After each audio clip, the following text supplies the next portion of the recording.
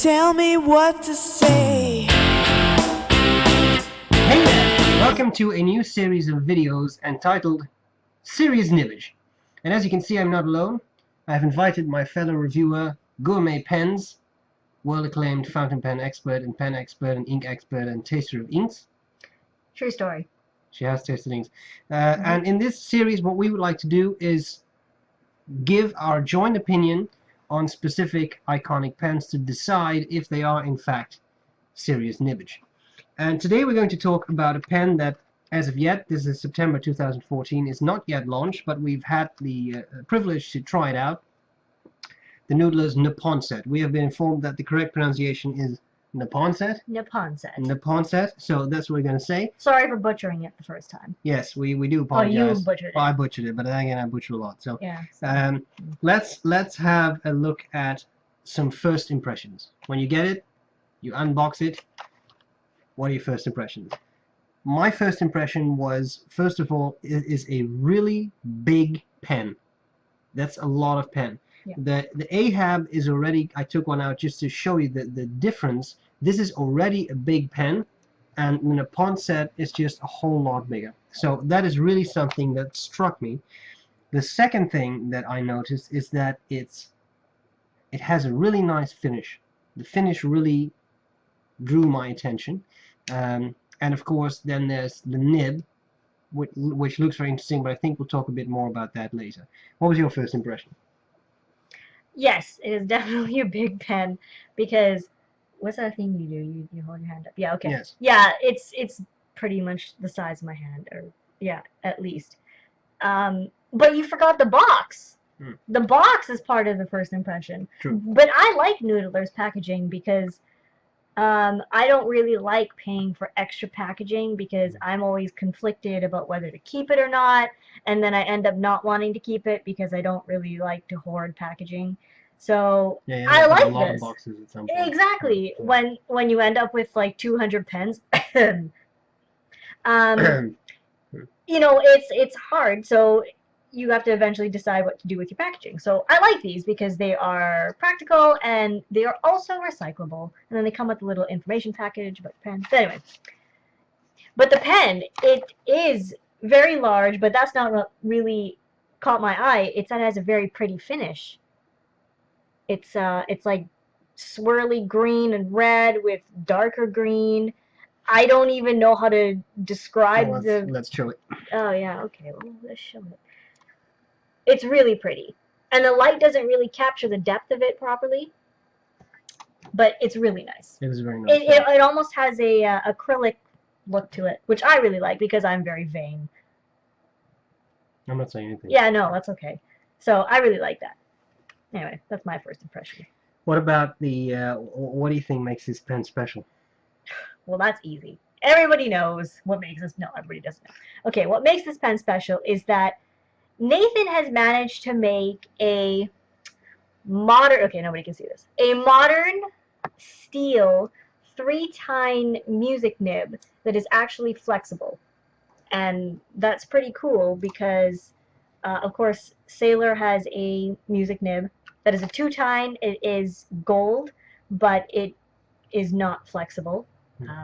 Platinum also makes one, 3-tine, also gold, but that one is even more rigid than the Sailor nib. Yeah, that's really a nail. That's so very hard. Yeah, so unless you're going vintage, you're not going to really find a flexible music nib. So that is what is so special about this nib, this pen. And currently you can only, well, eventually you'll only be able to get this nib on this pen, as far as we know.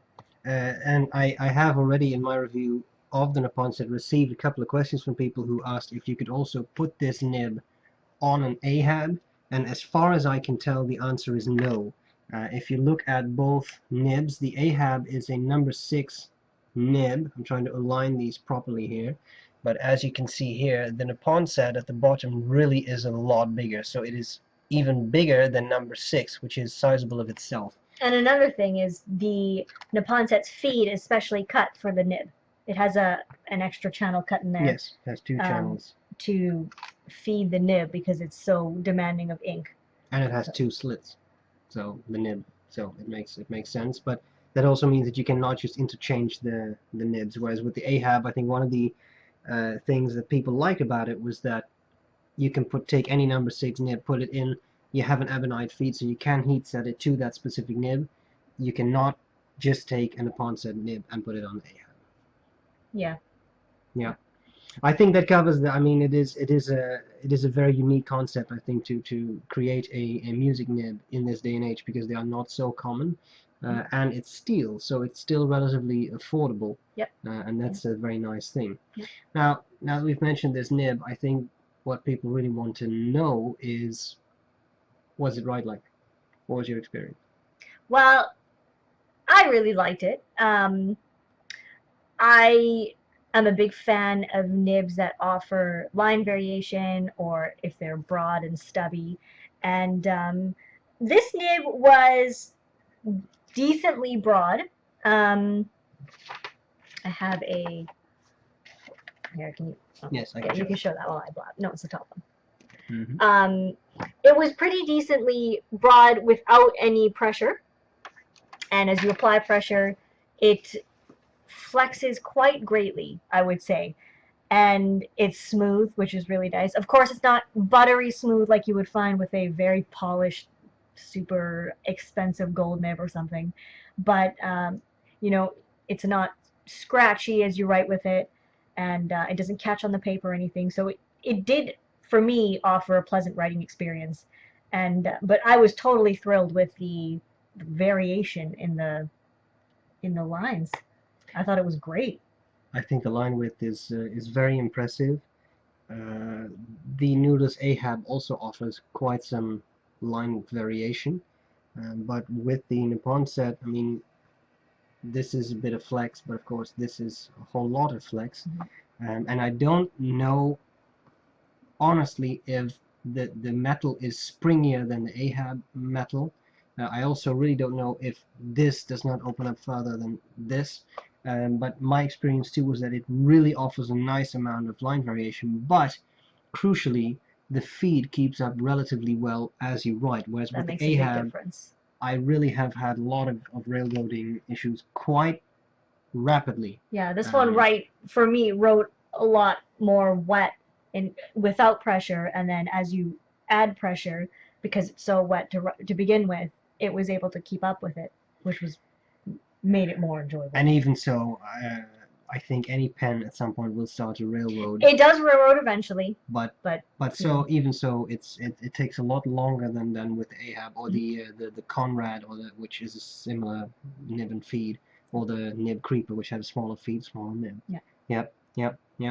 It's very interesting, and I too like the writing experience, even when you don't use it for flex. It is relatively fine, I would say, and yes, you will get some feedback, but it's definitely not a scratchy nib, making for a nice, pleasant writing experience. Also, it looks a bit like a medium. Yeah, it looks more like a medium, whereas the Ahab, I think, is more like a fine. Yeah. What I also enjoy is that if you have somewhat larger hands, you can see what a massive pen this is, and I wouldn't even begin to write with this posted because it's like a spear or something. It's huge. And yet, even posted, I didn't think it was horribly unbalanced because it is relatively light material. But yeah, unposted, it's not very top heavy. It's not extremely top heavy, and I think even unposted, very pleasant to hold. So what if you hold it like this? Yeah, even for me, it is a large pen, but even for me, it was very comfortable to use unposted, because it's not very heavy. Usually with large pens you expect them to be extremely heavy, but this one is really nice. It's a nice lightweight. So using it like this for someone who has smaller hands, or not, colossal monster hands, it's usable. So if you do have smaller hands and you're worried about that, it's not really something to worry about too much, because it is a nice comfortable weight. It's a nice size. You don't have to post it. So whatever the lid is. The lid is the cap. The cap. Yeah, the cap. I find it really nice. Is there anything you really love about it? Well, like I said, I have a thing for flex nibs, for nibs that offer line variation. I have this Waterman 94 with a vintage music nib that I'm slightly obsessed with. So just a tiny bit. So I really do love the nib on this because I think it's really cool that Nathan has made a modern steel music nib 3-timed with flex. I think that is really cool. Assuming that it is at the price that the rumors are, which is $75 US. Currently, rumors are $75. I mean, we're not retailers, so Don't quote us on it, but that is what that's what is said. word on the street is. So Just the other day, I ran into Mil Cuckfield on the street and I said, "Do you know the prices?" Mel Cuckfield, yeah, he's It's about $75. So I'm assuming God, that's... you imitate him so I know, well. I know. You guys spend too much time together. Yes, we do. Anyway, Yeah, so I really like the nib. I think it is really cool. I think it's really cool what Nathan has done. anything you hate about it? Well,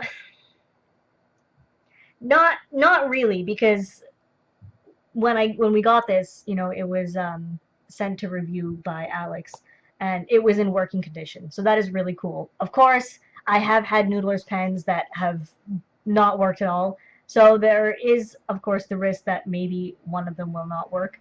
But I can't say that because this one didn't. Yeah, it's very hard. I have been very fortunate. The Noodler's pens that I have bought, that's I think 2 Ahabs and 3 original Nib Creepers and a Conrad fountain pen, as the original resin fountain pen, as well as the Ebonite Conrad, and that old Ebonite Noodler's Aromatic. All of those have written very well, but I also get quite some reports from people, experienced fountain pen users as well as novices, who buy Noodler's pens and who cannot make them work. No matter what they do, they will not work. I'm not involved with Noodler's. I can't give an explanation for that. But it is very nice to see that this pen, straight out of the box, writes perfectly well. You don't have to heat set anything. You don't have to do anything. It's just, it writes straight away. Writes well. I think that's a very, very nice thing to see. Yeah, that is a very good sign. Personally, things I hate about it, I wonder if $75 is the correct price range, if people are going to be willing to put that down for a Noodler's pen. Because so far Noodler's pens have been very affordable, right? The original Nib Creepers were $14, and then you had the Ahab for I think $20. Of course, it's still a rumor. So it is a rumor, so it could be wrong. If that's the price, we are speculating on the price. Yes, I can going see based how. on what we've seen. Yes, and I can see how this would be a more expensive pen, considering it has a very special feed, etc. On the other hand, I do think I took out my pen pouch here, just because in here I have a Conway Stewart pen that I wanted to show in comparison with this one. I do think Noodler's is doing something very cool with the material here, because as you can see, you've got the Neponset at the top and the Conway Stewart at the bottom, and I wouldn't say one is extremely prettier than the other. So I don't know what colors they're going to be. Again, I'm not involved with Noodler's. I don't know what they're going to make, but if they're all as pretty as this, I think that's a good selling point. One thing I'm very fascinated by, and I have not yet tried that, is how much ink this barrel holds. Because you can use it as an eyedropper.